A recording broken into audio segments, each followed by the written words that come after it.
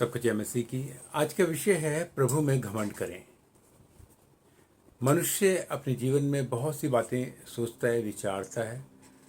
जैसे कि जो कुछ भी हमारे पास है, धन, बुद्धि, योग्यता, सफलता या प्रतिष्ठा, जो भी हम प्राप्त करते हैं, और उन सब बातों में वे हमारी मेहनत से नहीं परंतु परमेश्वर के अनुग्रह का फल है। जब हम इन बातों पर घमंड करते हैं तो हम उस स्रोत को भूल जाते हैं जिससे ये सब कुछ हमें प्राप्त हुआ है, हमें मिला है। घमंड इस बात को बताता है कि ये सब चीजें जिसे तूने अपने भुजबल या अपने नाम से इसको केंद्रित कर दिया, इस बात को कह दिया कि ये सब कुछ मैंने प्राप्त किया है, तो वो हमारे परमेश्वर, हमारे खुदावन जिसने हमें रचा है, जिसने हमें ये सब कुछ दिया है, हम उसको भूल जाते हैं, उस स्रोत को भूल जाते हैं जिससे हमें ये सब कुछ मिला है। घमंड हमें परमेश्वर से दूर विनाश की ओर ले जाता है। नीति वचन उसका 21 अध्याय उसके 4 में लिखा है, चढ़ी आंखें, घमंडी मन और दुष्टों की खेती तीनों पापमय है। ये चढ़ी आंखें जो हमेशा एक घमंड को दिखाती हैं, और वो घमंडी मन के हर बात के अंदर हमें हमारी लफ्जों में, हमारे स्वर में वो घमंड नजर आता है। और दुष्टों की खेती, जो भी कुछ हम प्राप्त करते हैं, जो भी कुछ हम करते हैं, उसमें ये कहते हैं कि सब मेरे भुजबल से, मेरी बुद्धि से मैंने इतना सब कुछ अर्जित किया। तो ये सब तीनों के तीनों जो बातें हैं, ये पापमय है। यदि किसी बात पर गर्व करना है तो केवल इस बात पर गर्व करें कि हम प्रभु को जानते हैं और उसकी इच्छा में चल रहे हैं। यिर्मयाह नबी की किताब वो बताता है 9:24, उसमें कहता है, परंतु जो घमंड करे वह इसी बात पर घमंड करे कि वह मुझे जानता और समझता है कि मैं वही हूँ, यहोवा हूँ, जो पृथ्वी पर करुणा, न्याय और धर्म के काम करता है, क्योंकि मैं इन्हीं बातों से प्रसन्न रहता हूँ। हमारे खुदावन की, हमारे परमेश्वर यहोवा की जो खुशी और जो आनंद है वो इसी बात पर है। और वो क्या है कि अगर हम घमंड करें तो इसी बात पर घमंड करें कि हम उसे जानते हैं, मैं उसे जानता हूँ। किसे? उस सेनाओं के यहोवा परमेश्वर को, जिसने अपने हाथों से हमें रचा है।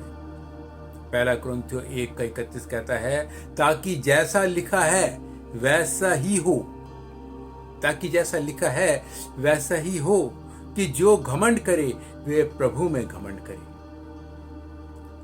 हमारा घमंड हमारे प्रभु के अंदर हो, हमारा गौरव उसी में है, हमारा सच्चा गौरव उसकी उपस्थिति, उसकी कृपा और उसके साथ हमारे संबंध में है। जो अपने प्रभु पर गर्व करता है वे कभी नहीं गिरता है, मगर एक गिरा।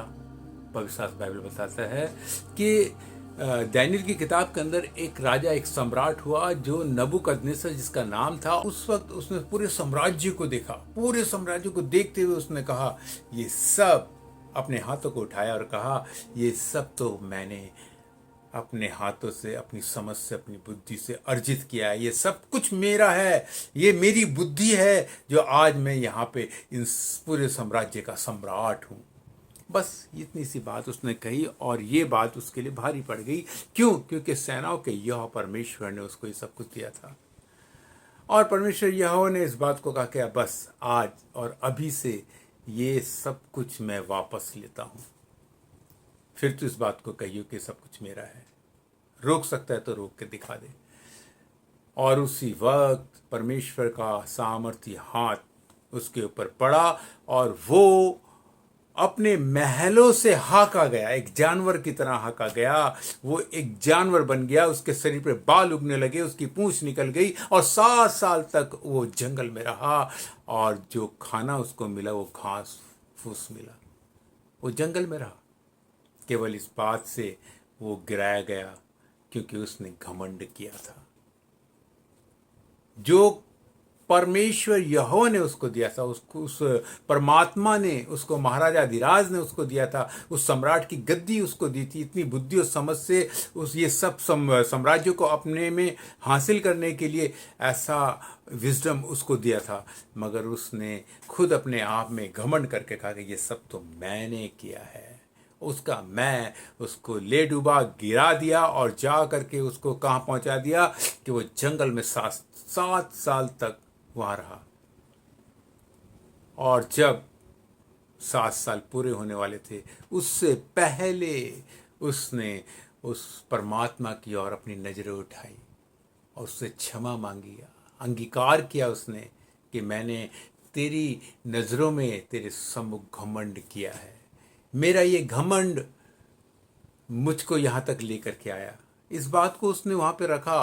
वो गिड़गिड़ाया उस महाराजाधिराज से, उस परमात्मा से, उस प्रभु से उसने विनती की कि मुझ पर दया कर, मैं अपनी गलती को मानता हूँ, जो मैंने किया ये तो सब कुछ तेरा है और तेरा ही है।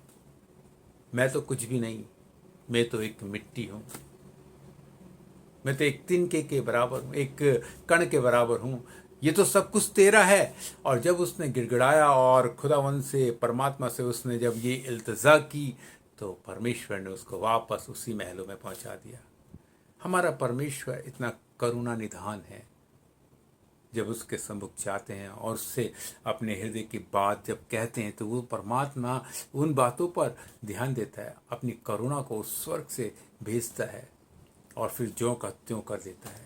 और हमने देखा कि फिर से वो उस सम्राट के पदवी पर पहुंच गया। आइए हम सब प्रार्थना करते हैं कि उन बातों से हम बचें जो बात हमें घमंड की ओर लेके जाती है और वो हमारे लिए विनाश है, हमें गिराती है। हे सर्वशक्तिमान पिता परमेश्वर, हम तेरा धन्यवाद देते हैं कि तूने अपने कलाम से इस बात को रखा और इस विषय को हमारे बीच में रखा कि हम घमंड जब करते हैं तो ये घमंड से चढ़ी हुई जो आंखें हैं वो हमारे लिए कितना विनाश उत्पन्न करती है। हे मेरे परमेश्वर, हम तुझसे दुआ मांगते हैं, जितने भी लोग इस वक्त परमेश्वर किसी भी तरीके से किसी भी बात में परमेश्वर वो अपने आप में घमंड करते हैं, अपना मैं, अपने अहम को अपने अंदर जगह देते हैं, अपने हृदय के सिंहासन में मेरे परमेश्वर आपको ना बैठा करके उस दुष्ट की, मेरे पिता, उस दुष्ट की उपस्थिति को और उसमें आनंदित होते हैं। तो पिता आज ही इसी वक्त प्रभु, अगर उन्होंने तुझे पुकारा है और तुझसे चाहा है कि आप उनके हृदय के राजा बन जाएं, उस अंधकार को जो उनके हृदय में है उसको उजाले में बदल दें, उनका ये देह रूपी मंदिर तेरा महल बन जाए, तेरा राज्य उनके हृदय में, उनके जीवन में आ जाए। हे मेरे परमेश्वर, छू ले उन लोगों को, छू ले ऐसे लोगों को जो सच में तेरे सम्मुख गिड़गिड़ा के प्रार्थना करते हैं। हे मेरे परमेश्वर, उन सभी भाई बहनों के लिए, सभी लोगों के लिए हम विनती करते हैं, तेरी दया हो, तेरा इज्जत जलाल मेरे परमेश्वर, सारी महिमा उनके जीवन से तुझे मिले, हमारे जीवन से तुझे मिले। मांगते हैं खुदावन यीशु नासरी के जलाली नाम में, आमीन।